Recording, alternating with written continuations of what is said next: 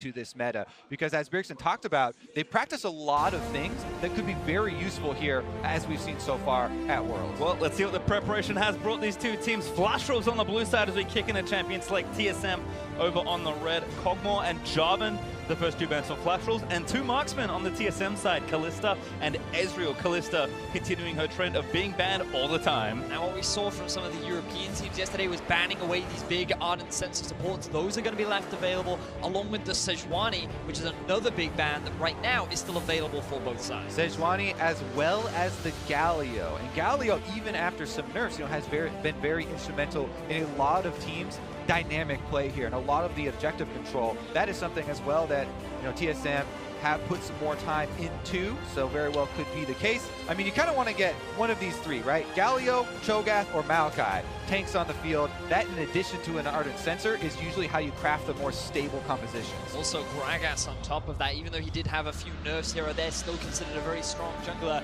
But it looks like Flash Wolves, they know what their priorities are. Yep, Xayah ban for Flash Wolves, Rise on the TSM side, and that means Sejuani, surprise, surprise, is our first pick on the blue side. So you've already got a really strong engage from the side of Flash Wolves. Karsa, he's not going to be bringing out that old insane invade jungle grave style of play. Instead, he's going to be going more for the front line, more for the tankiness, and just be that initiation for the Flash Wolves later into the game. And Sejuani is one of the highest, pick ban champions that we have at the entire tournament, and it was given up for these two bans, the Rise and the Ezreal, last two bans from TSM, targeting that Maple and Karsa combination. Two of the champions that have emerged as really aggressive early combinations that you can get off, plus with split pushing options later. So TSM looks like when they wanted to get those out of the way and then go kind of toe the line here for the meta. There's your Gragas Vedius, and they've got one of the premier Ardent Sensor users. Some people prefer Janna, some people prefer Lulu. It looks like it will be the Lulu here for TSM. Now it's interesting here that Flash Wolves would choose to prioritize the Varus over the Tristana, because typically you'd expect something like a Tristana Janna lane to be picked up from the side of the Flash Wolves, but they were expecting TSM to then go for the Varus Lulu bot lane, which right now is considered very strong, especially when you go for things like the Thunderlords on the Lulu as well to give you a bit of extra laning power. It does look like Flash Wolves don't want to give up, too much early momentum here, grabbing that Varus as early as possible. One of the reasons also why Varus, is super popular right now, in addition to strong laning phase, is the fact that he has that passive for tank busting. Anywhere that you have max percent HP is really good in the meta right now, because a lot of the team compositions are built to work their way through tanks, then to the threats behind. Now the only big pick that I'm looking at moving into the second half of the draft is Syndra. Both these mid laners love the champion, very comfortable for both sides, and it's a big playmaker to set up both mid laners to allow their junglers to come in and gank. Well, as we have moved into phase 2 of bans, a quick recap. Taric for a tanky Ardent Sensor user on the Flash Wolves side, and the expected Triss there for double lift. Galio is the next ban here for TSM, taking that away again, likely from Maple, but we have seen it top, and both these mid laners very proficient, very good, and will share a ton of powerful champions like the Syndra you mentioned as well, Vedius. Yeah, I actually am a big fan of the Sejuani and Taric combination. Sejuani can try and start off the engagement, and then Taric with the ultimate buys a lot of time for both melee champions to try and stack up the passives for Sejuani, and try and get a couple more of those procs, really working with that synergy. We do have a lot of solo lane picks here left up, though. Looks like for now, it is going to be some of the bullies in the top side as Flash Wolves decide to target Haunter here with that Jace. Now bear in mind, Cho'Gath and Maokai both still available, both very blind pickable as well, and that seems like a bit of another respect ban going over towards Maple. Yeah, Maple has used Vladimir very effectively in the past, and it's a huge team fighting champion. Very good to scale into later. Pretty good with Taric, as it turns out. Diving into the back lines. Flash Wolves, though, one ban left here in phase number 2, and TSM, of course, will get their pick of the litter as we come out of this phase. So Flash Wolves, where are you going with this final ban? Kassadin taking a solo lane champion away from Bjergsen. Now they're definitely looking at a Corki right now for Maple. It's one of his most played during the regular seasons. He only played it during the playoff final, and with the Kassadin ban, it's basically saying, okay, that's one of the counters, we know what we're going for. Taliyah also an option here if they wanted to try and get some of that roaming gameplay through. But the Syndra does go over to TSM this time around. That does somewhat block the likes of Corki and Taliyah. So I think Bjergsen taking the proactive pick, and Flash Wolves will now have a chance to respond. Always a little terrifying to see Bjergsen get his Syndra. This man is undefeated during the regular season on the champion. He's one of the best performing Syndra players that we have here at the World Championship, and it's just such a big comfort pick for him, and it's one of the champions that he made a name for himself all the way back when he first came onto this. And in addition to Bjergsen's specialization on this champion, it's also extremely good when we're having team fights like we talked about. A lot of teams setting up for these 5-on-5s where you have to work through the tanks, and good Syndra players have been able to land these stuns through tanks into the backline, and anytime, even if you stun the backline of the enemy team and you don't go for the kill on them, if you're stunning them and CCing them, you're just delaying their damage, and that buys time for you to win basically the tank health war, which has been very important.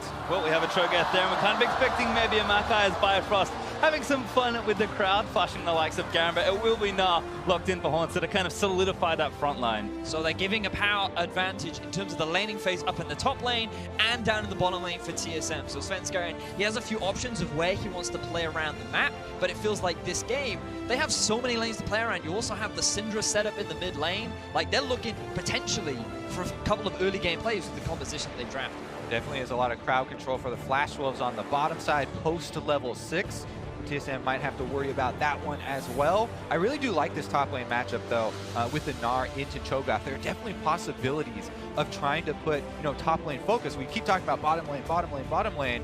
But that is definitely one as well, where if you can get the Gnar that lead against the Cho'Gath and get a Cho'Gath behind, he does become a pretty easy prey if you can get Frozen Mount slows down. But it's one of the interesting things too, where in the early game, Sejuani has a surprisingly large amount of burst, and you have a lot of CC with the Cho'Gath, so when he's in that mini Gnar form, he overextends ever so slightly, and then you have this double tank gank top, and you can very quickly turn that matchup in your favor. So I'd like to see Haunter also respect the possibility of an early gank from Caster in the top side. I think it's kind of fun to watch these top laners because both Nut and Cho'Gath kind of have this identity of they can really take over a game and a lane, but they are very vulnerable if ganked at the right times. I mean, Gnar changes forms back and forth, and one of them is very difficult to gank, and the other one is mini Gnar. So I think there's definitely a lot of action that can happen in any of these lanes, and with TSM getting so many comfort picks with the exception of Lulu and Flash Wolves having a very strong comp, we are primed for an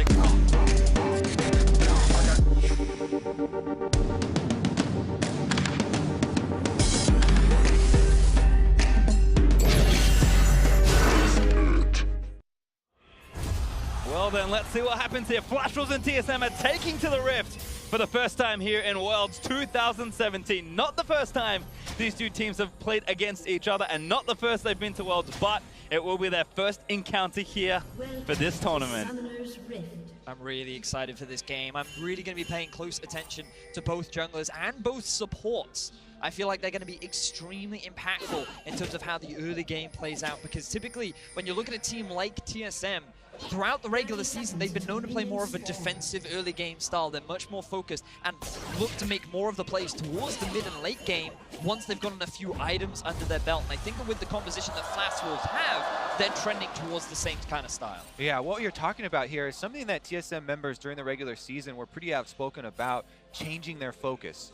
People will remember this TSM roster from last year at Worlds, and going into that Worlds with just absolutely very fast game times, smash the region, and we're just looking to power through games basically. But after that, and after the defeat there last year, TSM made a conscious choice to focus a lot more and practice on coming back in games and winning games where something went wrong early. So that led to a lot of these longer game times and more sort of thoughtful mid games. And when you look at a team like Flash Wolves, they've just been so dominant within their region, especially around playoffs, that they've been able to get a lot of their leads during the early game and especially during the laning phase. And against a team of TSM's caliber, I feel like that they're just going to have to slow things down. And especially with the way the current meta plays out, with the composition that they've drafted, we're going to see a lot of team fights later on to the game. Well, certainly a bit of action here on the bot side. Sorta and Bifrost going back and forth, but a lot of damage being done there to Bio.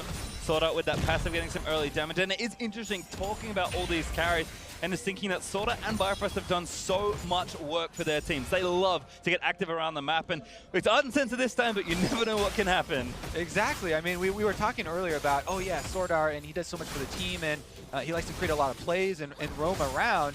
Biofrost actually has extremely low AD carry proximity as well, the lowest of any support at the tournament. So, even from his side, it's going to be a bit of a shift here. Now, everybody's just on the race to Ardent Sensor, because first support to get Ardent Sensor, if you can get an entire back before the other support, then that can turn into a tower, a dragon, and first rotation. And I feel like you're very correct, Kobe. I think that going to see a high priority in trying to get this early uncensored, but I also just know Sorda, and I feel that even though he's playing on this Tarek, I wouldn't be surprised to see him rush early mobility boots, look to try and make a roam up mid lane, and I just feel that when you have both these supports, they're just those kind of playmaking style players. They're always trying to do something that can get their team that slight edge, which makes this bottom lane so exciting. I know your heart wants it, but the ardent censor draw. It's very true, it's very true. Well, have a quick check-in actually with the items. We've seen a lot of variations on these sort of things, but gold generation there in the bot side, refillable versus biscuits for Bifrost and Sorda is a slight change, and then actually Doran's blade specifically for double lift, and the Targon's there for Betty. But like you said, kind of the goal is just get as much gold early and rush ardent sensor. Yeah, I mean, it's become so commonplace now, but we should continue to mention it every single time. You know, the gold generations items on the bottom half becoming very common here for AD carries. To get those Targons, that also does provide, you know, extra heals in lane as they're able to get the executes, and you can see the sustain is no problem for either of them down there. Both just trying to bank up. And you will also see some AD carries upgrading their relic shield to the second part of it, and the reason why they do that is because it gives additional base health regeneration, which against a rough lane like Tristana Lulu is always extra valuable. But on top of that, it gives you that extra bit of gold towards your ally because it goes up from 15 to 40, so it just makes stacking that Ardent even faster. And we have been talking so much about the economy of bottom lane, checking in on the runes for both of these supports. These two guys actually have not taken the gold runes that we've seen some of the teams here at Worlds already really start to go with. So that gives you a little bit more combat effectiveness for your lane phase, but they won't have the super inflated gold numbers that we're used to for the supports. Meanwhile, top lane there, Hunter is pushing up on the Gnar, so possible sneak attack from Karsa if you can get around the extra vision. Very impressive trades here for Flashballs in particular. The dual lane doing nicely to get damage down, but here comes Sven Skaren. Gonna try and weave through some vision. Flashballs with the ward in the pixel brush, gonna see it, but Karsa around the corner. Oh, vision plan there, and now Karsa gonna spring the trap, gets him back there with the Arctic Assault with a bit of the dash, and the stun is gonna permafrost him up. MMD roaming double, Haunter left over, hits the blast cone and goes back away. Sven could be safe here. Yep, Sven's going to continue the invade because they just forced Maple's recall here. You can see the Corki pushed in and wants to get his base off. That's why Sven Skaren can continue this invade. They have the extra information, and the teleport now used. It's going to be time to exit. Wave right there, so Maple able to scoop up this CS despite having to take a recall. Bjergsen 10 ahead, although Maple will catch up.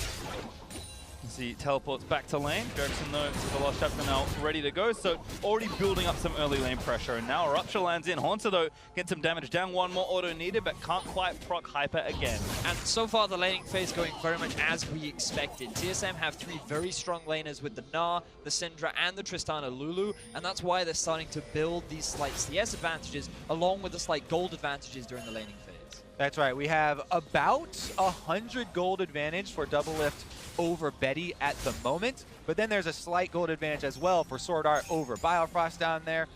Do the extra gold given over from the Targons, and it's a little bit close, but TSM slightly favored as far as the bottom lane gold right now. And when you think about TSM, and again, going back to their regular season, they're not afraid to play when they have a minor deficit. Like, usually, in the majority of their games, they're either going even or slightly behind. They don't try and force a huge amount of plays in the early game because they do prefer that defensive style of play. And the fact that they have strong laners right now and they are keeping that neutral game the way it is, this is very much a game plan and a play style that TSM is very much using. Yeah, this is what the game right now is what you get when both teams opt into the focus on trying to farm early for the less volatile early starts here. This is group stages, the first game for both of these teams, and we're approaching level 6 here for the junglers as well. That's where you get a bit more playmaking. Currently though, TSM should be able to take away this blue no problem since Karsa was in base on the Sejuani, and that will be one step towards getting Bjergsen a bit of an extra lead there in the mid lane. Yep, really nice team invade there. Bjergsen needs one more auto. Does grab it though. Patience doesn't quite run out. Yeah, that's what you have to watch for is the bar at the top, the patience bar. Yes, the blue buff will run very quickly, but it won't start regenerating the health until it loses complete patience. Now, we can also actually see 4 members move towards the bottom side of TSM's jungle. They have 0 vision right now, but it feels like Doublelift and Bio, they're respecting the possibility of this map moving. Given that Paintballs, he's already missing from the middle lane, and with the vision that they've set up in the top side, they don't know where Karsa is. So good respect from the bottom lane of TSM. Yeah, the communication is definitely there that it's a possible blue trade. Currently, though, Flash Wolves just move in for the vision, place the wards down, and Karsa has backed off probably to get the Scuttle Crab first so that you can have that extra speed to run away to, if things do go wrong. But having seen the extra recalls here and with all the vision, he starts it up. Collapse here onto the blue, though, potentially. Sven is going to check this. This might not available for him, though, so maybe he can bluff it. Have to see. Karsa should be okay with this one. Bottom lanes are roaming up, but Sven might get stunned. TP in actually from MMD. The stun is going to land Smite onto the blue buff. Bjergsen also there. Sven forced to flash out of his own jungle. Blue buff goes to Karsa. I don't know about forced. He does flash at the end there, but a little bit jumpy. Yeah. The teleport was canceled for MMD, so it turned out there was going to be an exit path, but you can tell how first game of Worlds for these teams, they do not want to give up first blood. And Sven does have to blow his flash there, or does end up doing it regardless. I feel like he was just showing a lot of respect to his opposition. He realized that, oh, okay, bottom lane is also roaming up. You also have the top lane TP. You don't want to run at the risk. Yeah, but now he's going for a play after blowing his flash, so it is a bit risky on the bottom side. Going to have to give a lot of respect to Karsa once he shows. Karsa's still there as well. Sven snuck around the speed shrine vision, but hit a control ward trying to get out of the way. So Karsa's still holding court here on the bottom side of the map. Certainly has reign over this area. Again, solo laners for TSM still looking good, but the bot lane assault's kind of mounting here for Flash Wolves. And we should also, bring up the summoner spells for mid lane, as the teleport was on display for Maple earlier. Bjergsen has opted for the cleanse a lot because of the Sejuani. But also, later stages, the Varus ultimate is going to be something in mind. Also keeping an eye on itemization, especially between the 280 carries. That's a Berserker screws Varus. This is a BF sword Tristana. Probably likely that the Flash Wolves bottom lane not going to be looking to go for that many early aggressive trades, especially when you have such an AD advantage over on the other side.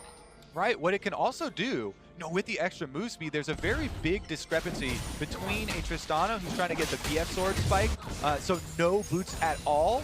Even with a Lulu on your team trying to speed you up sometimes, this Varus is going to have extra movement speed to try and get into position to hit that ult. And we talked about the post-level 6 crowd control of the bottom lane here for Flash Wolves. That's a possibility to keep your eyes on if they wanted to try and create a play. And I love the early magic resistance coming out from Maple too. You can already see he has the components towards getting himself the Hex Drinker, still showing a lot of respect towards Bjergsen, doesn't want to run the risk of getting bursted out again because he is running that TP. He doesn't have that defensive summoner spell, and he's just saying, all right, I know how hard Syndra can hit, and I'm just not gonna, I'm gonna avoid it for as long as I can. Yeah, it's no Bramble Vest, but I like it much better. Certainly a necessary precaution as Maple kind of zips around some vision. Bjergsen looked bot, but was spotted by a nice controller just to right of mid. Bjergsen again still kind of getting a slight CS lead here, but now going to go back and probably finish his first major item. Morelli Nomasan has been the standard for a while, so should have enough money now, if not very soon. Doublelift still playing up. Betty going to back off the charge and against Sorta, healing him up, keeping him safe, and kind of this bot lane parity continues. Now the only other thing we need to keep our eyes on is the potential swap from bot up to top. And the main reason why we're likely to see that is because the early dragon on the map is the Cloud. And in terms of priority, teams are going to be looking at that Rift Herald to give them that early tower advantage. And when you have this pushing power of the Knot already in the top side, it means you can send the Tristana, who is great at sieging towers, along with the Lulu on a good push, and maybe take that first tower top and very quickly translate it into an early Rift Herald. And it would make sense from TSM. It's about whether or not Flash Wolves want to try and react to that play, or if they just want to try and trade it on the other side of the bottom. Pretty incredible amount of attention being paid to this bottom lane as well. Karsa and Svenskeren once again swept their way down there.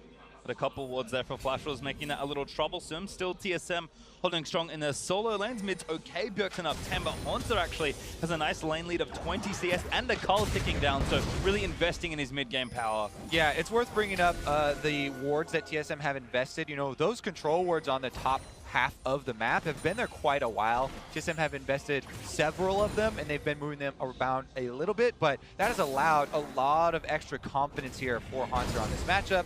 As you mentioned, the Cull is actually pretty close to popping there. Only 36 left for it, and we'll see if the game does start to kick off after that. And we talked about the priority on the Cloud Drake. It feels like Flash Wolves, they've got their eyes set on it. We were just talking about how TSM have all this vision invested topside. It means the bottom is completely dark. And Flash Wolves, they're taking advantage of this. They don't have much deep vision, but they do have full control around the river. And having this bit of early game mobility will be a nice advantage, but also opens up for the possibility of maybe another strong Drake afterwards. First Drake looking good there for Flash Wolves. They'll happily collect their Cloud, but that slight gold advantage in bot lane actually paid off because Sword Art had the sensor for a potential fight, and Double Lift is in trouble to get out of the stun after jumping up, and the chain of corruption is perfect. Lulu barely here in time as Double Lift's trying to flash out of the way. The Buster Shot already used, and Double Lift lives through it. Yeah, and on the top side, TSM had made a movement up there, but Betty and the Flash Wolves are sticking around on this bottom turret that are trying to get the bonus gold. They don't have the minion wave to continue the push though, and TSM, they're going to use this as an opportunity to take away some of the enemy jungle camps, but Flash Wolves, their eyes aren't getting that first tower. They went for the Drake. TSM should have been aware that Castle was in the bottom side of the map because it was visible. Everyone knew that the Cloud Drake just died, and they were playing a little bit more reserved, but Flash Wolves, they make the play anyway, and they're going to get the very first tower of the game. Sword Art powering all his teammates, looking good as Haunter going to get a TP out of Maple. Actually, he's got the package. Haunter about to transform, but he got the turret very low. This is an interesting call here because both teleports are topside now. TSM are bringing 3 people. They could try and force. Might go for a play here, but Maple quite strong with 2 items and a Hex Drinker. Trinity Force not done, but it might not be enough. Haunter, Mega Knight going to threaten them off the turret, and TSM will make an eventual trade. Bot outer for top outer. I like the TP up top from Maple because it avoids the risk of their top laner dying. They still have the ability to get the collapse or make the cross-map play rather with MMD's TP as well. And I think that the whole move was very defensive and good. But the teleport didn't get them anything. They could have equally saved the top laner by just having MMD back away from the turret and seating it. The tower did go down anyways. Regardless though, Maple is going for some damage on Bjergsen. Got the packet as well. Might be able to threaten something under the turret. Bjergsen going to have to play safe. Doesn't really have heal, just cleanses his other defensive summoner, so Maple going to burn the package in the way, but that's Bjergsen likely forced off this turret, or at least has to pop that potion. And again, the tempo continues for Flash Wolves. Now on the Rift Herald, playing very fast now that Sword Art upgraded to that first major item, but TSM looking to respond. Now bear in mind, both TPs are up, engage half. Another ulti there, Sven going to get caught for the wild growth, in into the Gragas, he flashed out of the way. Bjergsen looks for the stun, but doesn't quite get it. The ultimate from Tarek is going to complete the rest of it, but the nom down. First blood for MMD. Flash Wolves, they're the ones to start off the Rift Herald, they're the ones to start off the fight, and they're the ones to find first blood in this game. They're going to continue it as well. The heals come through for Tarek. Ardent Sensor healing everybody up. Maple does stick around in mid lane, and he could try and collapse on a TSM as well. Haunter was building up the Gnar rage, but it looks like TSM might abort. Loving the confidence from Flash Wolves. They know that TSM at this point in the game should be stronger with the Syndra, with the Gnar, but they are not afraid to force these plays. They move to the Rift Herald. They feel they're in the better position, and they're able to get a collapse, and now they're the ones that are in control of the game. Yeah, enough burst there. Witch Togat's ultimate to go first blood, but we'll watch this one again. Scarin immediately gets CC'd. They have a good chain, and he drops off an ultimate on the way out.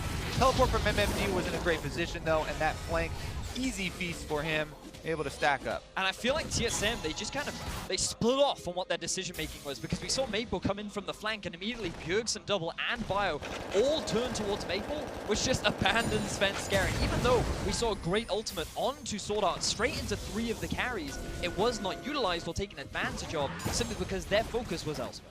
And right now, the Varus with the Rage Blade completion on that single item does have a pretty decent spike, whereas Double Lift went for the Shiv first, for the bigger AoE, bigger minion clear, and is working on the Infinity Edge next, but it's going to take a while for the extra multiplier to come through. So Flash Wolves are feeling pretty good about their position here.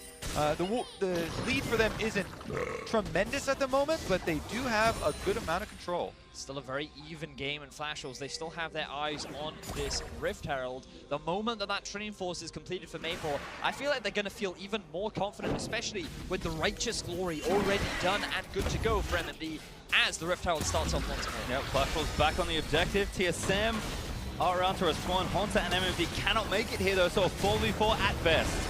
Okay, the Rift Herald about to go down. Is it going to be a fight? They might actually just give it up. Herald could be dead, but that's another stun in onto the Gragas. Tarek left the ultimate rip and Sven Skaren gets a decent bit of CC, but he's going to go down. No, not yet. Black Bolt from Carson does secure the kill, and now Double is forced to turn and burn out of the way, but Double so close to getting stunned. That should be it. Launches it away, gets the stun, and Carson able to grab the Double. Now Bjergsen knocked him with the rupture, and not by MMD. Flash Wolves wipe TSM in that fight. This isn't a disaster for TSM. Once again, they walk right into this Rift Herald. No teleport on Hanser. He's not going to be able to join that fight. They get demolished.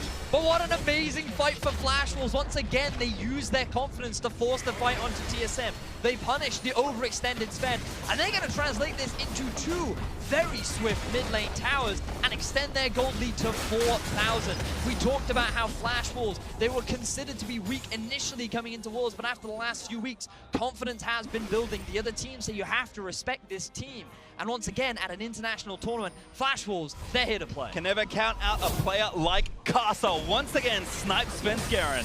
All right, so they're going to get the stuns here on the Sven, and he does get the ultimate from Lulu to delay this and give him some extra time, but they're still on the chase. Maple's dumping out the damage. Carson on the front line, able to get double lift cornered as well, and they clean up the AD carry afterwards. And you can see the two top laners, MMD, he gets to the fight so much sooner than Haunter is able to, but the damage has already been done. Really want to give a shout out to Sword Art, who at the beginning of every fight ultimates immediately. So even if TSM want to try and get a turnaround, they want to try and go for the fight, they can't do any damage, which means that Flash Wolves, they always have that confidence and they have the power to be able to come out ahead at the initial stages of the play. 2 times in a row, Karsa gets the initiation onto Sven Skaren. Straight jungler versus jungler there. Able to target him right in the middle of the river, right in the same spot. And we have a pause here. Fairly tense point in the game, 19 minutes or so through. Flash Wolves looking very good as they kind of build towards the 20-minute mark.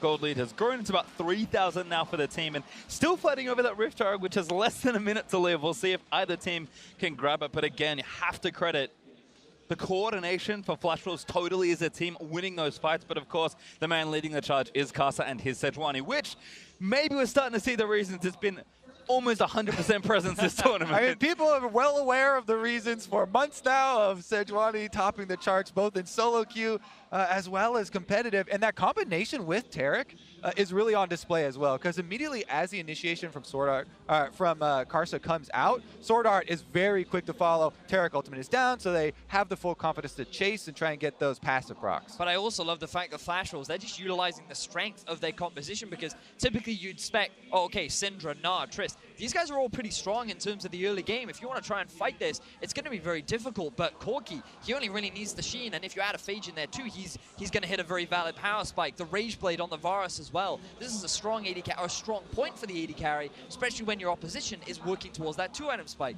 So Flash Wolves, they recognize they can force fights. They know that at this point in the game, they should be stronger, and TSM, rather than just concede objectives, are always trying to challenge them, and it's just Flash Wolves every single time getting the better of them.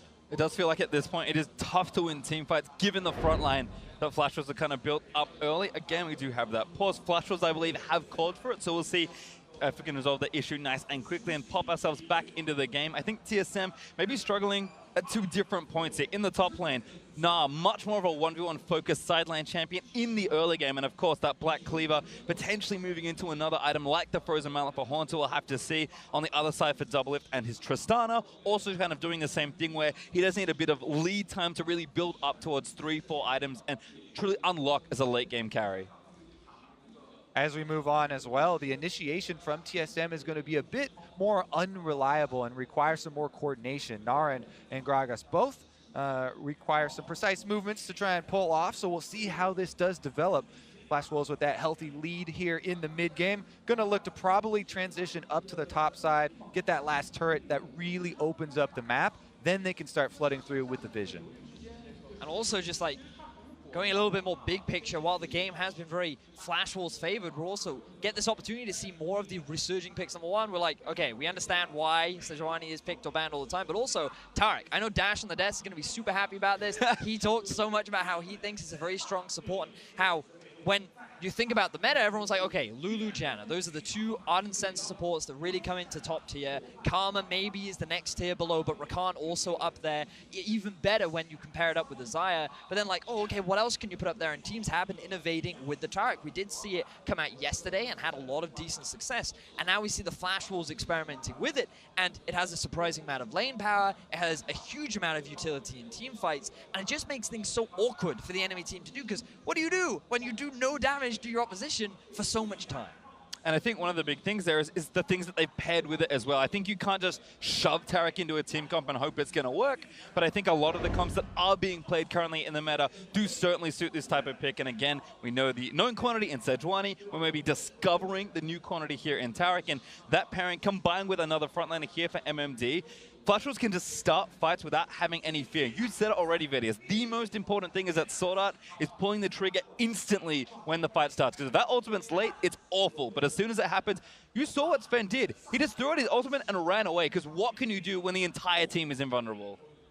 The answer is nothing, depending on everyone playing at home, which is why it's so good. It does feel like TSM, they're struggling to find that right fight for the time being. And bear in mind, they can still scale very nicely as the game progresses. I am looking at this Tristana, and let's just have a look back at how this fight all played out. All right, so right in the same spot here, they get the double stuns onto Svenskeren to start it off. He's able to get his Curse of the Colossus shield as well as Biofrost getting the shields on him, but as you see, the flash forwards, immediate chase there from the Flash Wolves, cornering Doublelift as well. Yeah, but you really need to keep your eyes on Bjergsen in that fight as well, because he only landed his stun onto Taric. He was not able to get any real damage onto the back lane again because of the Taric ultimate, and it felt like that he came into this fight and he's like, I can't do anything, and I'm just, it must be so frustrating to be in that situation when you're prepared and ready to fight, but then a single ability just dissuades your whole engage.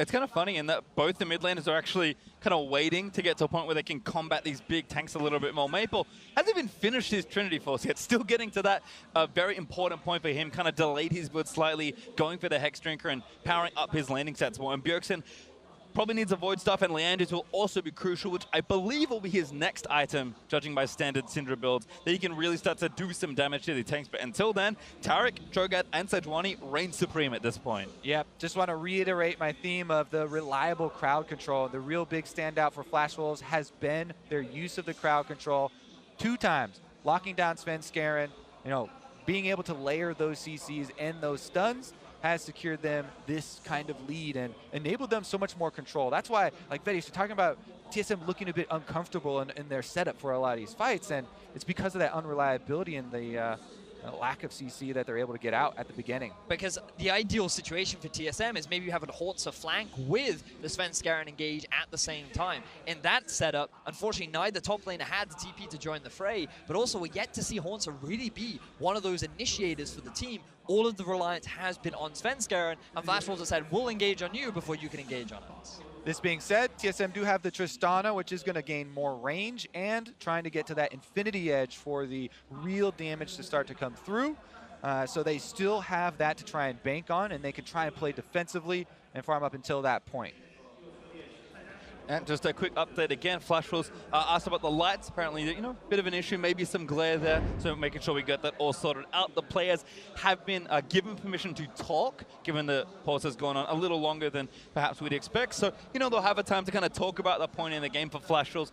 I'm sure they'll be hitting on a lot of the stuff that we've already gone through. Their game plan seems to have been executed nicely at this point. For TSM, likely talking about, okay, we know kind of where our insurance is, where our late game is going to be, and where kind of how we want to transition through this mid game, and likely talking about, okay, we're behind, but not that far behind. How do we get to that point where Doublelift and the rest of TSM can take over? But it also gives us that opportunity to recognize that Flash Wolves is no pushover team. They came in as the pool 1 of the group, and right now they are displaying their dominance as in their debut match of the World Championship group stage. All right, well, back into the mix now as Doublelift and Maple squaring off there in the top lane. Again, Rift Herald still on the table for not too much longer, but looks like Flash Wolves have decided on the Drake instead. This is a potent 2-man Drake team as MMD, if he wants, able to feast it away, but gonna leave the job to Kasa instead. And you can just see the prioritization of vision from both sides. Flash Wolves, they've got a lot of the entrances towards the Drake entirely warded up around the mid lane as well, whereas TSM, they've got their eyes set on this Rift Herald. But I don't think Flash Wolves want to give this up without a fight.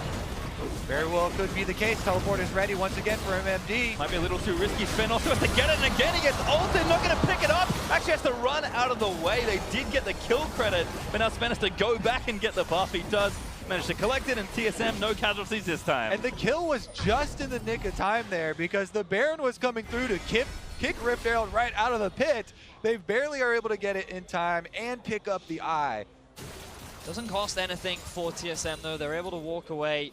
And we just want to highlight as well, the thing about TSM is that even when they're at these kind of deficits, during the regular season, they demonstrated that they had a good job of being able to come back. Their mid-game decision-making, their ability to force fights, always seemed to shine as the game progressed. And it just ties back into their whole goal for the year, which was about preparing for Worlds and realizing that, hey, we might not always win the early game, but we're more confident now in our ability to turn things around later on. All right, Vedians, if you're setting up comebacks here for TSM, let's look at the turret count because that could go a long way in also bridging the gold gap. The Dragons, though, are something Flash Wolves will be able to hold on to. MMD goes on to Hancho, though, in mini form. Yeah, Hancho has to know something's up because this is about to be a solo kill. Flash out of the way over the hump. It's going to land on MMD. Hancho flash out of the way and gets the kill. Now turning on to Maple, picking up. Great flash from Maple. Gets it out from under him, but Hancho, such heroics there. And look at the mini-map. Multiple other members of Flash Wolves were heading down there. Haunter gets the outplay on the highlight crew right there. Maple finds himself hands empty and almost gets chased out. Massive outplay coming in from Haunter, really punishing MMD for going in way too hard when he did not have the support of Maple. And now TSM, they're pushing down mid. This opens up the opportunity for that Rift Herald to get some of that standing gold back that we talked about in the turret. This will go a long ways for TSM, but they're not out of the woods yet. And we just talked about TSM's ability to come back. And part of the reason why they're able to do it is because of their individual performers, the star players. And usually you look at players like Bjergsen and Double, who you can never afford to underestimate. Haunter up in the top lane.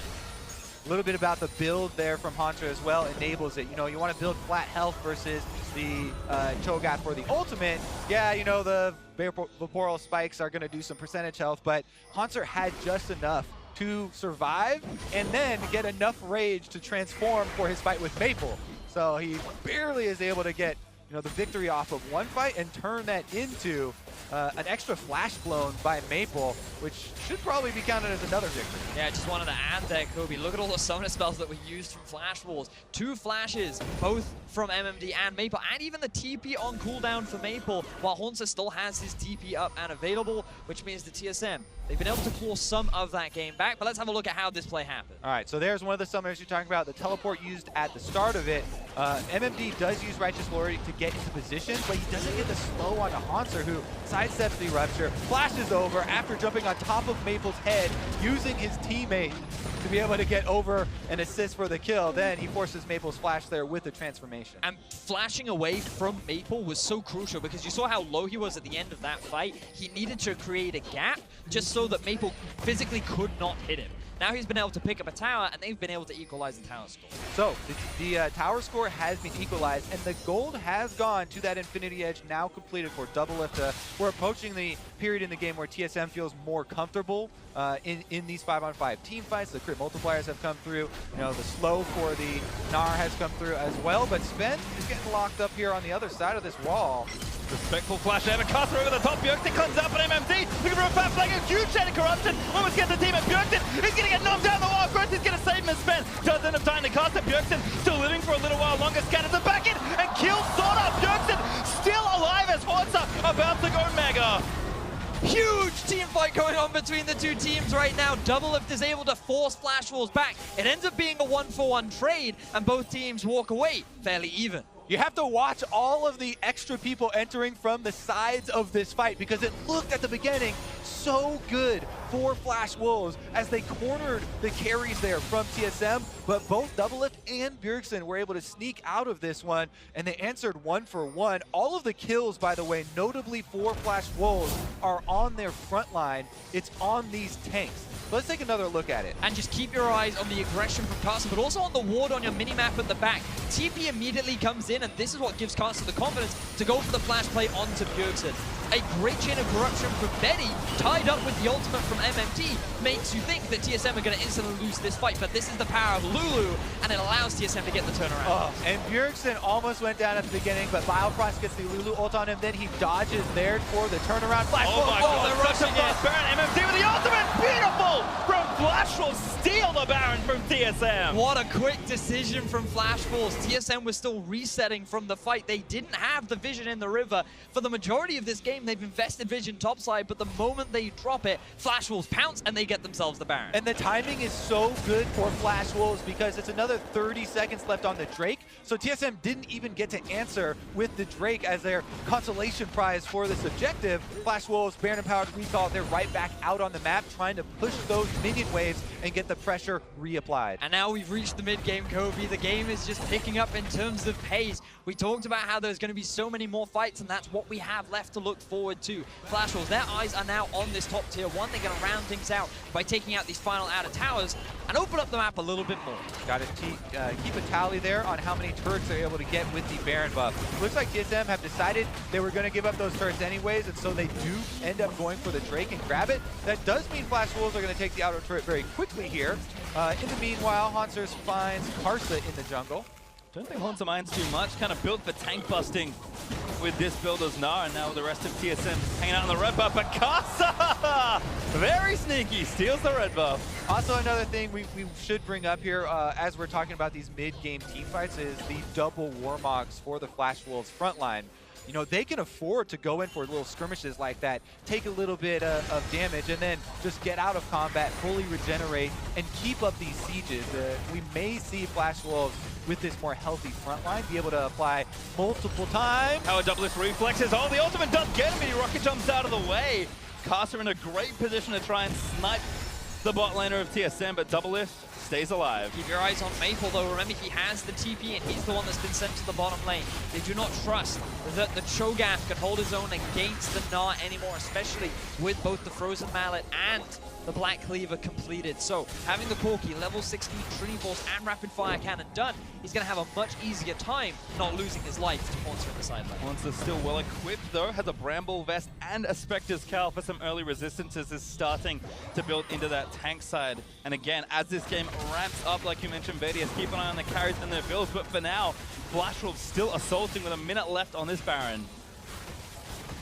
Haunter has transitioned over to the mid lane as well, holding those minions, and Flash Wolves trying to control this red quadrant that's got a couple pesky wards. Haunter ready with the flash, but doesn't need to use it. Karsa actually doesn't have his ultimate right now, still waiting for the cooldown to come back up, and Flash Wolves just running TSM across the map, trying to poke holes until one of the turrets falls down, because for now, they've only gotten one outer turret, but looks like this siege could be good. And just note how Flash Wolves are manipulating all 3 waves, constantly rotating and Oh, spending game. Garen gets one, but it's only Karsa into the back of the team. The Wildfire burn for an extra knockoff as Haunter did transform, but he can't make it into the back of the team. Yeah, Sped was looking for Betty there, almost got the angle, doesn't quite do it, so Betty still has both summoners available after the engagement. Very quick heal from Sword as well to keep Karsa alive, but now their eyes are on the mid tier 2. The engage from TSM is unavailable. Haunter is in mini form. Flash Wolves, they feel very confident. Haunter jumps over the wall. Maybe too much, but could be okay. Karsa actually getting a little low as Maple will finish off the outer turret. Baron buff just about to wear off, so Flash Wolves managed to find 2 structures and do a lot of damage to some others. Yep, able to use this Baron buff to wear down a lot of the defenses of TSM. Their front line has healed right back up with those Warmogs, and they're thinking about continuing onto the last outer turret here on top side, but decide to leave after Baron buff expires. And again, TSM will get a chance to breathe here, but keep an eye on the farm. Doublelift working on that 3rd item. Probably needs a Last Whisper as well to really cut through this front line, but Rapid Fire Cannon should not be far away. Void Staff also very close with Bjergsen. So as TSM kind of hit those item breakpoints, I think then they can feel more comfortable picking straight up fights. And it's not that Flash Wolves can't team fight themselves, but for a lot of this mid-game, these fights have been very unfair given how fed Flash Wolves' front line has been. I just love the engages that Flash Wolves have been setting up. It feels like it's always been on their terms, and we yet to see TSM really get themselves a successful fight We saw one go even earlier on, and that was very well played from some of the individuals on TSM's side, but they need to be the ones trying to find these fights now. We want to be seeing these flanks from Hauntzer. We want to be seeing Sven land onto those carries rather than knocking the tank into the enemy team. But you can just see these level disparities starting to build. Level 14 Karsa to 12 of Sven, 17 Maple to 15 Bjergsen. And it's just because of the early lead from Karsa and because Maple can sit on a side lane that Flash Wolves are utilizing these level advantages, make it even harder for TSM to really find or even win these later fights. Something else to keep track of here. It's interesting to monitor the support choices with their itemization, because there is this breakpoint after Ardent Sensor. Yes, everybody agrees. Yeah, that's super boring, and that's what you're gonna rush. Then we get into the interesting stuff, right? We have a Mikhail's now for Biofrost, which we've seen already in this tournament a couple times. Instead of the AoE heal here for the Redemption, which kind of applies more Ardent Sensor buffs and gets you this reset, and that is good for Flash Wolves for Sword Out because they have multiple 80 carries with the attack speed, even benefiting Sejuani and the like. But the Mikhail's now is going to keep Doublelift even safer, and there is the extra gold that Doublelift gets put into offensive items on the Tristana rather than having to buy a QSS for himself like Betty did. Exactly that, and also Flash Wolves, they need to think about getting themselves a locket too, because it's really effective at mitigating some of the burst that Syndra's going to be looking to throw out. And while the damage from Bjergsen is going to keep ramping up, Maple, he's no slouch either, already level 18, and he is looking scary with the Infinity Edge now done on Flash Wolves. Good look at the gold graph there and how much damage the Baron buff was able to do. Flash Wolves, really nice pickup, sneaking that one and being able to take down a bunch of turrets afterwards. Now we are 40 seconds away from Baron number 2, though, and we'll see if that money is enough for Flash Wolves to get the second. Last strike before Elder as well, as Haunter and Maple actually having a bit of a scuffle. Maple pretty strong here, but Haunter standing his ground. That froze him out is such a nuisance as MMD roams up to help his mid laner. TSM looking to get a lot of vision choked around this left side to try and force Flash Wolves off this Baron. And TSM, they have so much pressure around the Baron area now. A limited amount of control wards in their inventory, which means that it might be a little bit harder to hold control. As you can see, Flash Wolves, they just walk in. And Doublelift, he's on his way back on a ward 2. I feel like we're setting up for a very close fight right now. He has almost enough gold for just Last Whisper, and Bjergsen has 3 items, so I think Doublelift really wants to go back before this team fight starts. Unfortunately for him, I don't think he has He's gonna lose the Baron if he does. There's a Cho'Gath, man. Also watch out there, Maple does have the package, and Flash Wolves have the inside track on mid lane. They can try and pressure these minions and force TSM to come at them. Monsters now building up as well. A fight is primed here as a huge stack in the bot side has also been prepared by Flash Wolves. TSM need to make a decision quickly. Well, you can see what they're doing. Bjergsen and Doublelift went for the minions, and they kind of cut off the reinforcements, the supply line for Flash Wolves. So now we're just left with a bunch of champions here middling around this brush as we see them both drop control wards into it to try and take it. Package is worn off as well, and Haunter needs to rebuild his rage as he dips below 50%. A very tense back and forth, but again, the side lane still winning in the bot lane for Flash Wolves. One of the big differences too is that the the stun does land. One of the big differences is that rapid fire cannon built for Doublelift. Every time he's able to walk around and charge that one up, then he gets this extra long range shot to go for some harassment on Flash Wolves. Problem again though, those Warmogs heal the front line right back up. Ardent Sensor now on the Baron. Yep, Haunter forced the TP. He went to enter that side lane, but Flash will start the Baron up again. They're going to stay in the pit, maybe a little too long, but now pulling away after burning Haunter's teleport. Exactly that, Pastry. Flash Wolves, all they wanted was the side lane TP from Haunter. Flash Wolves now have 2 teleports themselves. They can maybe send someone off onto the side and start a play, or they can just continue to hang around the Baron as they started off once more. Might as well go for it here. Vision in the pit there, but this Baron dies so quickly for the Flash Wolves. TSM looking for a spin. Gets stunned up into Mikhail's on Bifrost. It's beautiful. Big stuns in the backside there. For the ult from Tarek Burton, the fight resets. Sword Art uses the Redemption, and Flash Wolves back off the Baron. Fantastic stun from Bjergsen, the man in the mid lane coming up clutch as Flash Wolves are the ones in control. Oh, Maple! Now TP on the bottom lane. They're going to race though. Doublelift is going to push down this turret while Maple is going for the inhibitor turret. Maple should be able to get this. The wave is there, but TSM needs to get back. 3 caught in the mid lane as MMD pops the Righteous Glory. He's got the Stone Plate. Maple gets the bot side turret. TSM scattered here. Flash Wolves want to stop these back so that Maple can actually get the inhibitor turret, but Haunter got his off. But the moment Haunter goes back, that's when Flash Wolves now go, we want to now start off the Baron. You've only got 3 members. Doublelift desperately wants to back to buy, and Flash Wolves are back on the Baron. Double has 2,000 gold sitting in his inventory. TSM just cannot make Flashrolls take their foot off the pedal. Again, they back off the Baron after a feint. Haunter forced to walk from bot lane to mid lane just to make sure nothing goes wrong. And finally, it feels like Flashrolls will give it up for now. There's still a giant minion wave in the bottom lane for Flash Wolves. Doublelift purchases and is able to go clean it up now and finally got his last Whisper. Meanwhile, Haunter on that Mountain Drake to even them up. One cloud, one mountain apiece, and things are getting intense, boys. Sigh of relief from many TSM fans as TSM are able to hold off the siege from Flash Wolves onto the Baron. They still hold on to a very healthy gold lead. They are the ones that are still dictating the pace of this game, and they've been able to shop themselves, pick up a couple of extra items. A third stone plate now sitting in the inventory of Flash Wolves as Sorda picks that one up, but I still want to see that locket. Oh, there it is. Casa working towards it. Going to make things so much harder for TSM in these later game fights. The stone plates here all built up for Flash Wolves. You have to watch out for those activations. It's huge, which they can turn the team fights. Now you have to also worry though, don't stack those up with your Taric ultimate, because TSM, they're able to kite out those cooldowns. Then they would have a pretty big advantage with the re-engage. Another fight, Tentacrush, massive spec. Garrett gets there by the ult because Maple looks for the flank. Doublelift gonna force him away, but Haunter looking to go mega. Well, Haunter has a lot of control here, gets the slows onto MMD. Stun hits one, that's MMD, could be going down the stone plate. It's getting a pop, Taric ultimate, it's gonna try and save the fight finally. Drops down and Haunter, he's just run out of health. Gets away with the wild grove, but Carter flashes forward as they're trying to take down the front line. TSM just maybe have enough. Carter goes down the double lift. A little bit too deep there for the front line. Both the stone plates run out for Flash Wolves, and Doublelift is able to find the crits. What an insane fight though. Only one member goes down, and it is TSM that finally find the kill. Doublelift is hitting this late game point.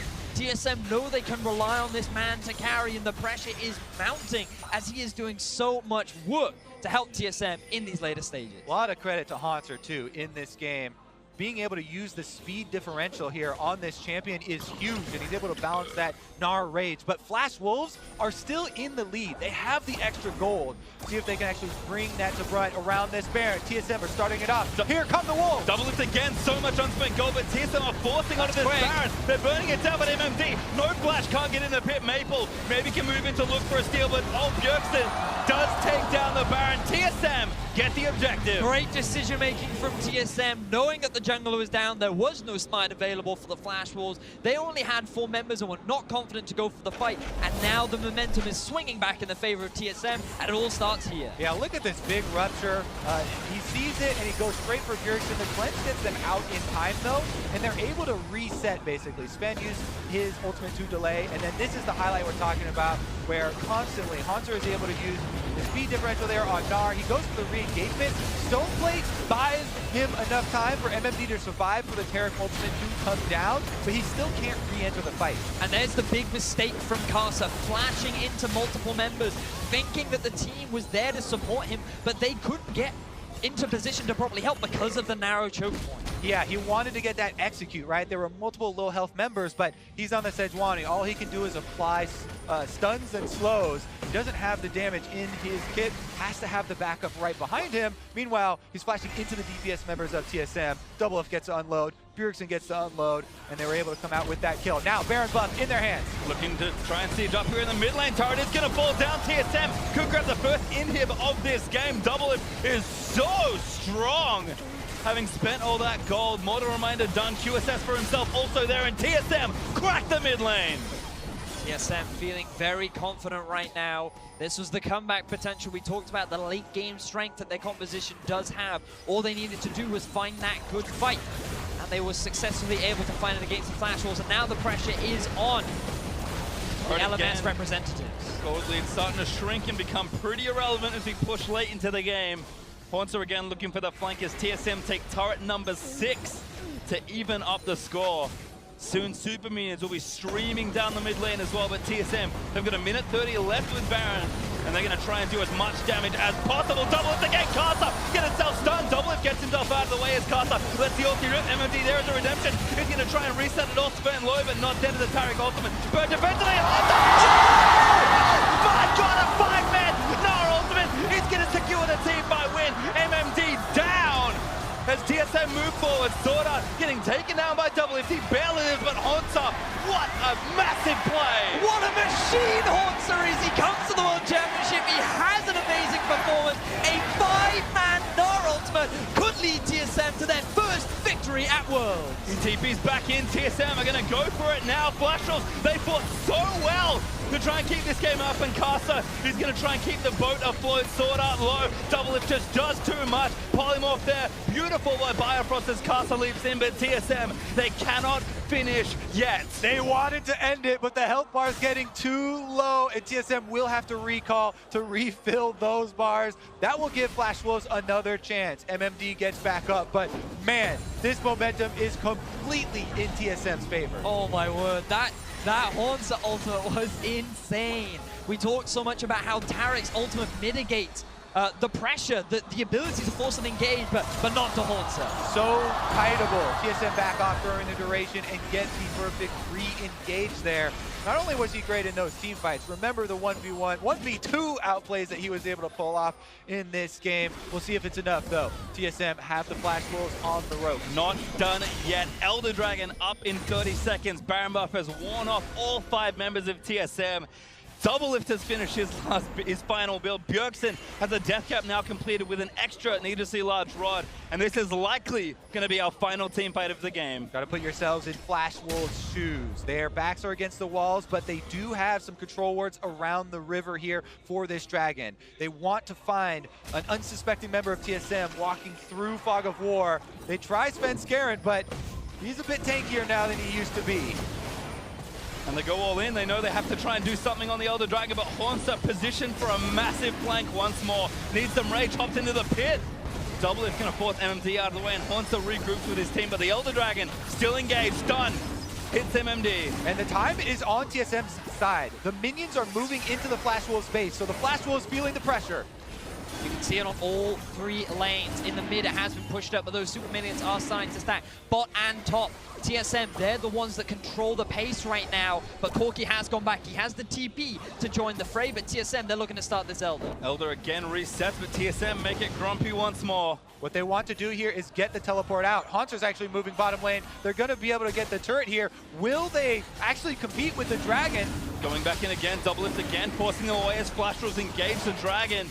Haunter a long way away from his team at this point, but the Drake resets. Haunter again looking for a flank, 50% raid, jumps in with a boomerang spin. Maybe try something, Haunter leaps in again. Slow does not land as they try and follow. Flashrolls just doing their best to disengage. Let's see if TSM will commit. Betty, beautiful ultimate to stop TSM. TP from Maple on now burn, he tried to flank the fight. TSM immediately returned back to the Elder Dragon here. Now that there's no teleport on Maple, he's gonna have to join all or nothing. And again, TSM playing patient back into the Elder Dragon. Haunter and Sven taking it up. Haunter about to get tired off. Finds Doublelift, but a QSS out as he rocket jumps away. Haunter is exhausted right now on Gnar. Won't be able to transform if they force the fight right now, but Maple's still in the mid lane, so it looks like they're going to give up this dragon. MMD can't get into the pit, so TSM grab themselves the Elder Dragon. They're going to start storming towards the Flash Wolves base. Flash Wolves could not deal with the pressure, and they didn't want to take the risk. Maple, he used the teleport behind TSM, but Flash Wolves, they couldn't go for the re-engage. They knew that TSM was far too strong, and that means that TSM, they're going to get themselves another tower and work towards that 3rd hit. TSM did a good job of biding their time, waiting for their AD carry strengths with the extra range, the crit multipliers coming through to play the later game team fights, using Haunter to split push. Now he's with the rest of the team, and the rage is building up. Doublelift again, so much confidence in himself.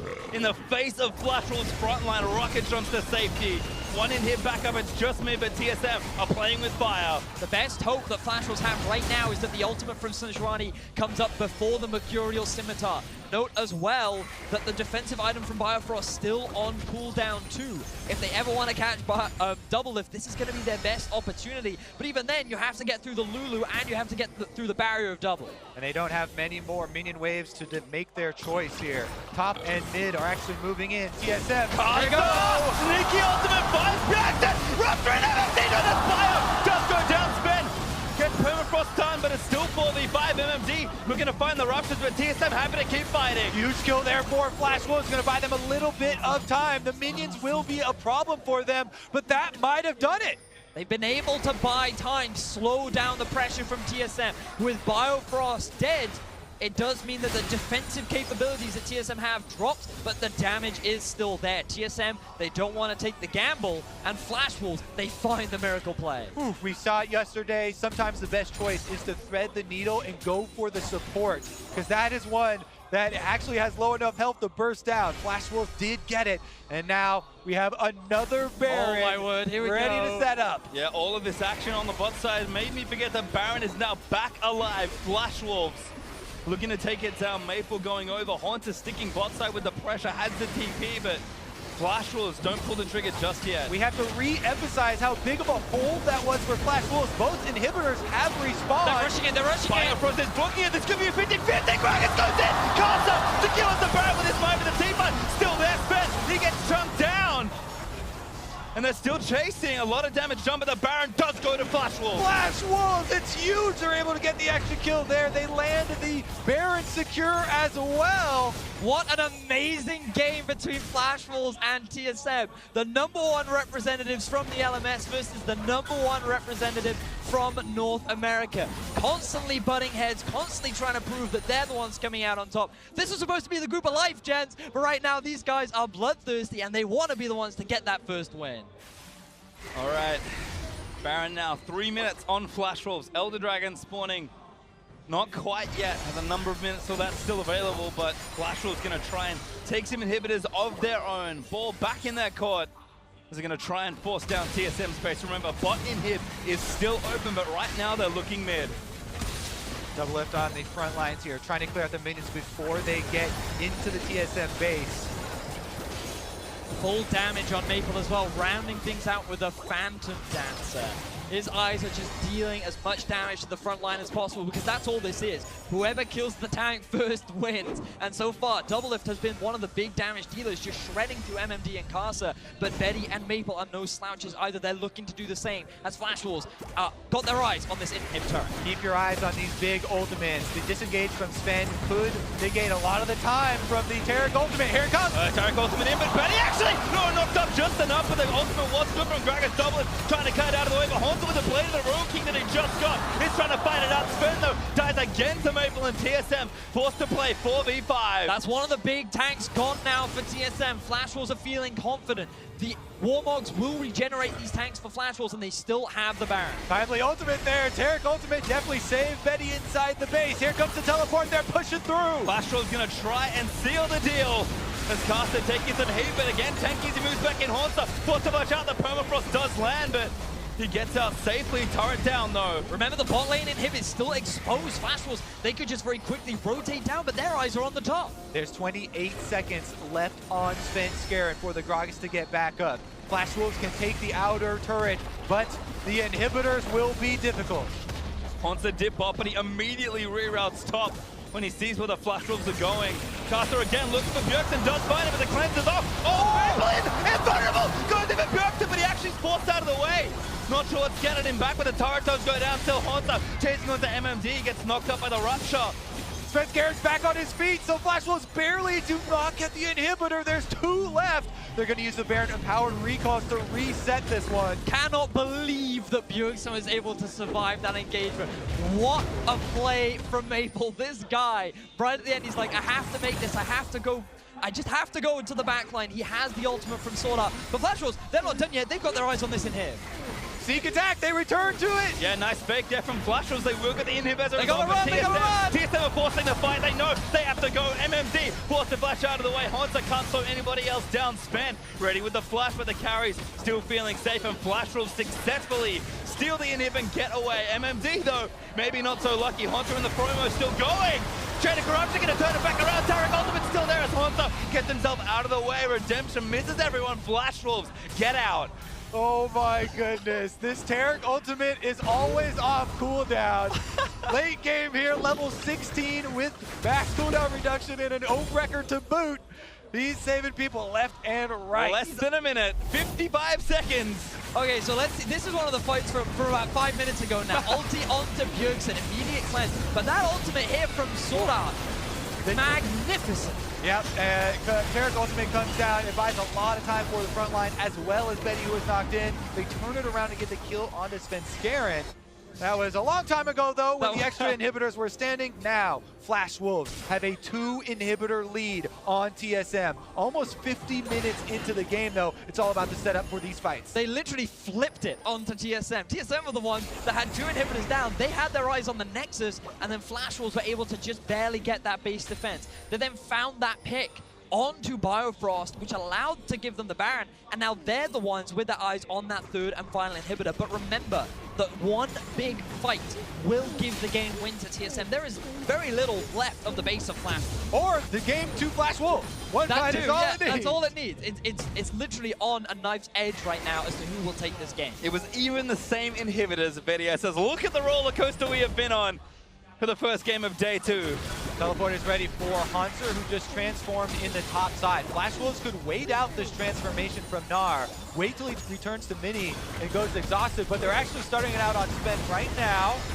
Asa back into the front line. MMD taking a lot of heat.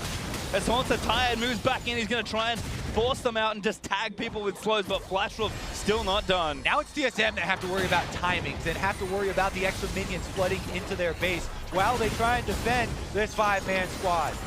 But now gold means very little. Pretty much everyone is at full build. Even the supports have completed all of their itemizations. Full-on utility from another tank on the side of Flash Wolves.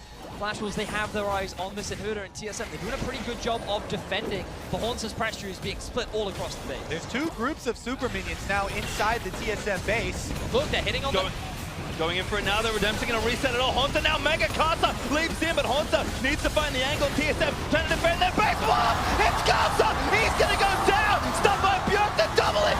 Finds the kill, 5v4 now for TSM. They're able to get the kill, and now they bought themselves time to clear out minion waves. Similar story here. But remember, that's a 60-second death timer on top of Casa right now. TSM, there is very little standing in their way. All they need is Wansa to defend, and they can just look to end the game. In addition, Baron comes up in 35 seconds. That is longer than the Karsa death timer here. There will be no jungle for Flash Wolves, but TSM are already at Flash Wolves' base. They're going to run towards the inhib. I think they're just going to go for it here. Minion wave not quite there just yet. In fact, that won't be there in time. Minion hip under threat, but MMD is going to make it back. Maple does so much damage. Haunter is forced to TP, and TSM are going to keep going. Yeah, they spread themselves a little bit thin, but they want this inhibitor. Double lift does so much damage as Maple just eats it. Haunter does take the inhib down. And now they can retreat to the Baron. 18 seconds left on Karsa. This is going to be so big. It's hard for Flash Wolves to run through this fog of war. If you close the map off, they're teleporting into the base. They have 2 TPs. They might just grab a TSM. Going to try and take the Baron. Maple, he's the one down the bottom side of Bjergsen. Instantly goes back to Baron. He's going to get burnt out. TSM do get it. Now needs a Baron recall back. Maple is trying to go for the game. That's going to be 3 inhibitors here. Flash Wolves are going to get double super minions in every single line. Amazing decision making from the Flash Wolves. TSM, they had control of the Baron. They were guaranteed to get it, and Flash Wolves had to make the split-second decision. But now, TSM will defend with Baron buff. 6 super minions trying to make their way towards the base. Elder Dragon on the table. They get the knockout. They caught maybe Sven. Double lift still going in. The ultimate there as he body slams out of the way. Ult burn from Tarek. Flash was not going to have the cooldown of TSM. Look to re-engage. They're trying to make use of this 30 seconds. The Elder Dragon is up and available to force. No team has long. MMD still with his own TP as well. Watch the super minions as they move towards Maple. He's actually just cutting mid lane. TSM, you can have the Elder Dragon. Maple wants the game. No, he does feint back towards the team. There is no ultimate from Cho'Gath available. He can't steal it, but Karsa could try and go for a smite. Karsa, can he get in range? He's got the flash, not going to get it. Sven able to secure it. Redemption was looking for it. As Maple forced to burn the package. Honda looks for the solid flashes in. Benny, and then found by double it. There's the kill. TSM find one. That's a carry dead as now Flash was grouped up. Get knocked back in. MMD moved back into the team. He's dead as well. That's going to be TSM with the Elder Dragon pushing into the base. But look at Maple once again. He's trying to get the backline, but I don't think it matters. TSM, they've got their eyes on the game. Race is on. One Nux is towered up for Flash Wars. Maple, he's going to try it here as Sorta looks to delay. 2-man stun. Redemption down for TSM as Castle also in the mix for the turret. Is down, the Nexus exposed, and TSM win the thrilling game here at Worlds. The size of relief on TSM. What a hard-fought 54-minute game. It could have gone either way. But North America, they get the win. Look at that celebration from TSM and Doublelift specifically finding the AD carry at the end. You can see Doublelift there holding his hands out. They were shaking as that game finished. A slugfest, 54 minutes as the teams will shake hands for the first time here in Worlds 2017. A few hugs and smiles exchanged. If that's the first game for these two teams, we have a lot in store for this group. What a way to start day 2. Flash Wolves did a good job forcing early on, making use of their slightly earlier single item power spikes and getting the lead on TSM. But it wasn't enough. 54 minutes we had to wait. Not sure how many inhibitors went down. I was gonna go with like 9. We're killing this one. Like 4 Barons too. It was a crazy game. What an amazing game. And it all came down at the very end as well to how they were able to finally siege onto the base turrets. Because remember, TSM nearly lost when they were the ones trying to siege to get that final inhib down, and then it was Flash Wolves trying to do exactly the same play, and then it was the jungler that ends up going down, and he's way more important than the support, because without the smite, you can't challenge the Barons, and once TSM got that, it was just about patience, waiting for that slight opportunity where they were able to find it onto the enemy AD carry, and eventually win out the game. We knew they were good in deficits, but I did not expect exactly that game to start TSM's World campaign. Absolutely absurd, and again, credit to Haunter. This is a man that has been so confident, so eager to prove himself on an international stage. And Haunter, welcome to Worlds, buddy. That was quite the kickoff. Definitely was. I mean, in the side lane, the early on 1v2 outplay for him, then the team fighting prowess really showed through. Well, we'll see what happens here as we are going to move over. TSM has started the group stage with a win, so let's send it over to Dash and the analysts for a closer look. Thank you very much. Pastry time, a 54-minute brawl where TSM comes out on top over the Flash Wolves. What a way to start day 2. I mean, you start that game off as a TSM fan, you're sweating bullets because Flash Wolves look good, but it looked like it was last year's Flash Wolves. Yeah. What happened in closing out a game? And it was last year's TSM for a lot of it as well, because one of my biggest criticisms about them on the international stage is they are playing not to lose rather than playing to win. And we were like, what's up with the tempo of TSM early? They're overly safe, avoiding turret dives. They're not trying to make any initiations. And it looked like it was going to cost them the game, and probably should have. But it's pretty good that they didn't, since I said NA was going to 3-0. They're going to be so yeah. glad. Jat collectively breathed a sigh of relief along with everybody else over in NA as TSM comes out on top. But let's talk about this early game crafted by the Flash Wolves. Total control, dictating the pace of the game around all of the global objectives, turrets, dragons, Rift Heralds. And this particular Rift Herald play, firstly the teleport coming from MMD, the communication from Flash Wolves was very sound. They knew very clearly where they wanted to be and when they wanted to be there. And the weirdest thing about all of this is the Heralds were timed with TSM having item spikes, not the Flash Wolves, but they still had the confidence to make the plays, take these aggressive decisions. One of the first aggressive plays of the game. The plays came out of the complete control of vision, as you were saying, inside the pit, but I'm a little disappointed with Svenskeren going for the same move twice at 1.5 out of the 8 deaths of TSM, and they are really lucky that they got this win. It's going to have huge implications for how this group is going to pan out. Yeah, there was a large portion of that game where Svenskeren was the same level as Swordart. He was a support that was trying to make engages, which is a huge difficulty that TSM had to overcome. I mean, Pastry threw props over to Hanser for his play in this game. We saw the individual outplay in the bot lane. The bigger play coming here near the end, the 5-man Gnarl. This is your Ace or Predator replay. Yeah, we almost thought this was going to end the game, specifically waiting until exactly the moment when the Taric ultimate wears off. Gets just a massive Gnar ultimate, but the Rupture hitting Doublelift and Bjergsen prevented the absolute follow-through coming instantly for TSM. This is what I wanted to see out of TSM's early game, because you know that they wanted to put Hanser into a big role to carry. This is what he can do when he gets ahead. Imagine if he was even more fed a little bit sooner, he would have just blown this game wide open. I mean, last year he had a lot of talk around the way he wanted to perform on the international stage. He didn't measure up to that talk last year. Well, hey, this entirety of TSM season season has been about reorienting towards international competition. This is a fantastic way for him to be starting his tournament here at Worlds. And it feels like TSM wanted him to do that as well. A lot of the draft and their early game strategy, whether it was risk-averse or not, felt like they were, in a way, giving him space, letting him be Gnar into the Cho'Gath. There was a solo kill in the bottom lane, almost a 1v2 from him as well, and Haunter did have a standout game, and I feel like that's because TSM said do it. Like, they support him in doing it. Now, you look at that replay, you see a 5-man Gnar ult in the opposing team's base, and you'd figure, well, that's got to be where the game ended, right? No, heck no. The game went on for like 20 minutes more until we end up around the Elder Drake. Here, TSM finds the pick onto Betty. Doublelift leading the charge. This will be your game-winning team fight. Let's take another look. Yeah, so much of this game was about trying to cut through stone plate tanks and with these very slow, drawn-out team fights. But the instant he sees Betty is taking a path different than the rest of his team, Doublelift goes directly for him. They match Mercurial Scimitars for the move speed. Firefrost helps him in at the end there. And this gets a little crazier from here. And it gets so hard for the Flashels to actually contest Doublelift because early on, the range is fine against Tristana. But the later she goes, she gets so difficult to reach between Rupture, between Sejuani, and Tarek has no chance of even connecting onto her. And you can just see the gold graph of what was going on in this game. Flash Wolves could have ended this game, but TSM clawed their way back. I find it fascinating to look at those damage numbers and to see that TSM actually has fewer kills at the end of the game than the Flash Wolves have when they clearly dealt far more damage overall. Cho'Gath? Sejuani? Warmugs? Warmugs? Stoneplate? Those are huge numbers, right? So when looking at Haunter's DPM numbers for the rest of the tournament, remember this game happened where he had 950 smacking a Cho'Gath all game. All right, well, there you have it. TSM comes out on top in their first game against the Flash Wolves.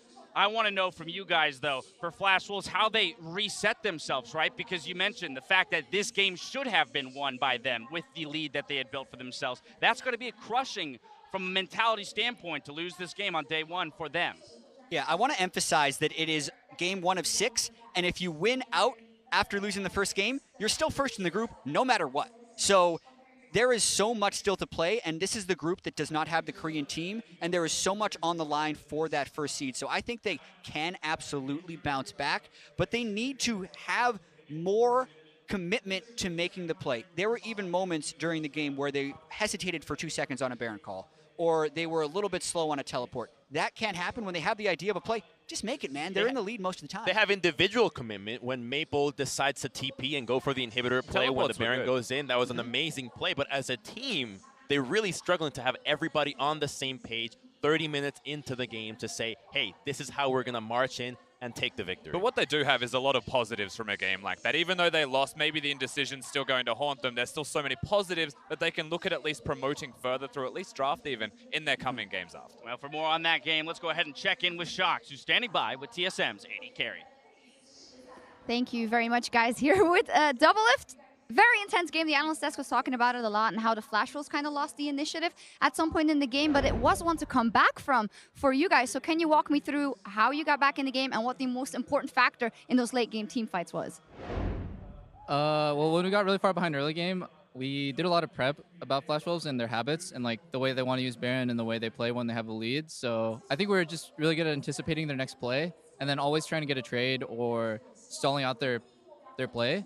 Because kind of like our biggest mistakes before was when the enemy team got a lead, we would just keep fighting because we were a notoriously good team fighting team. But at Worlds, like we're still a really good team fighting team, but we couldn't just smash our heads into them and hope to win. So we had to play a lot more cautious and stall the game out until we got like item spikes. So with Trist, as soon as I got like 4 items, I can 1v5. So we were kind of just playing for that. I like that you mentioned the fact that that's something that you specifically worked for and that was one of your weaknesses beforehand, because we're looking at this roster. You guys are coming back with an unchanged roster. Obviously, you took a break in spring, but do you feel like you guys have matured enough to take that extra step now this year? Yeah, I think for sure we've matured a lot. Last Worlds, I was playing really bad, and I think everyone on the team we didn't have the right team mentality, and we thought we were super hot coming off of winning NA, and like that Worlds teams wouldn't be that much considerably better than NA teams. I mean, other than the Koreans, obviously. But this Worlds, we treat every team with a lot of respect. Every team in our group, even though we're supposed to be like, I don't know, we're supposed to be a strong team within our group, we put a lot of respect to our opponents. And I think taking that humble attitude, we've been learning a lot in the last month. Well, a game like this must be good then, because you went through a lot of emotions and scenarios in it, and you talk about being more humble and maybe not as overconfident, but the community and other players have been throwing you guys a lot of hype, obviously. Gorilla said yesterday that you're such an amazing player, a god on the Rift. So how are you keeping calm under all of that? I think I've just been playing well in practice, and other teams maybe like they want to praise us and overhype NA teams as usual. But I'm just trying to make sure it doesn't get to any of our heads, and I don't think like we're the kind of team anymore to listen to that and be like, yeah, we're the shit, you know, we're so good. But I think we're more like super cautious and just thinking, oh wow, we have a lot of expectations to live up to. Like we better meet those expectations, or else the fans are gonna be really sad. Well, that's very happy to hear that. I'm not going to let you go without a little bit of possible trash talk. IMT Fnatic later, the big EU-NA matchup. What do you think, Double Lift? I think IMT is going to smash Fnatic. We'll see. Well, we have one game coming up before that, a fantastic battle between Team WE and Misfits Gaming. So that'll be right